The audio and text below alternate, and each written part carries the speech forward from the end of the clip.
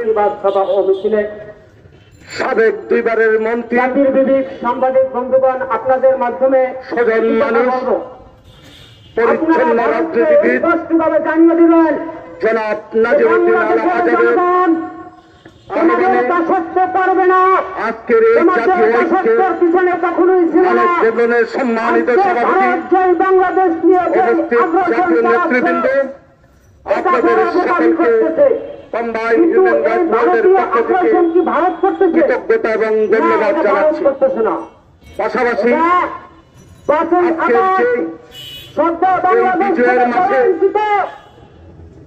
বিজয়ের মাসে যে আজকের যে ঐক্যের আহ্বানে আজকের যে অনুষ্ঠানটি আয়োজন করেছে আমরা মনে করি যে জাতীয় ঐক্যের কোন বিকল্প নাই। বাংলাদেশের প্রত্যেকটি সেক্টরে যে বিরাজমান পরিস্থিতি চলছে যার মতো করে যেভাবে চলছে সেভাবে একটি সভ্য দেশ চলতে পারে না। আমরা দিনের সাথে অনুরোধ করছি সকল জাতীয় নেতৃবৃন্দদেরকে যে আজকে যিনি ডক্টর ইউনূস এই দেশের এই বিপদ যিনি দায়িত্ব নিয়েছেন ওনাকে একটি সময় দিয়ে আমরা চাই বাংলার সাধারণ মানুষ চাই যে আগামী দিনে যেহেতু বাংলাদেশ যেহেতু একটি গণতান্ত্রিক দেশ, গণতান্ত্রিক দেশ অনুসারে নির্বাচনের কোন বিকল্প নেই।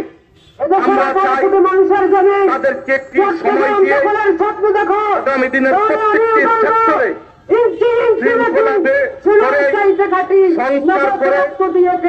একটি সুন্দর নির্বাচনের মাধ্যমে জনগণের প্রত্যাশিত সরকারের মাধ্যমে আগামী দিন বাংলাদেশ পরিচালিত হবে।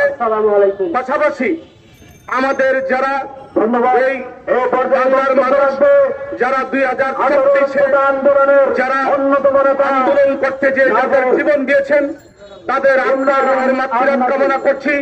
পাশাপাশি যারা এখনো হসপিটালে আছেন তাদের সুচিকিৎসা কামনা করছি। পাশাপাশি আজকের এই অনুষ্ঠানে যে ঐক্যের ডাক দিয়েছে এই ঐক্য এখন দরকার হচ্ছে জনগণের ঐক্য।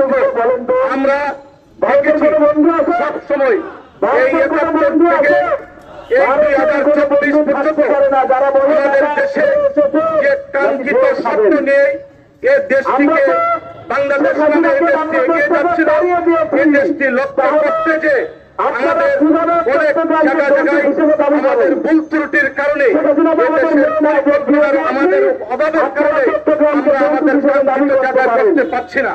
আমি বিনয়ের সাথে অনুরোধ করব, আমরা যেহেতু মানবিক কর্মী সকল ভাইদেরকে বিনয়ের সাথে অনুরোধ করব সকল ব্যবধান বলে ঐক্যমতের ভিত্তিতে বাংলাদেশটিকে সাজাই, বাংলাদেশের মানচিত্র, বাংলাদেশের মাটি, বাংলাদেশের পতাকাকে অক্ষুণ্ণ রাখতে ঐক্যমতের ইয়ে নাই।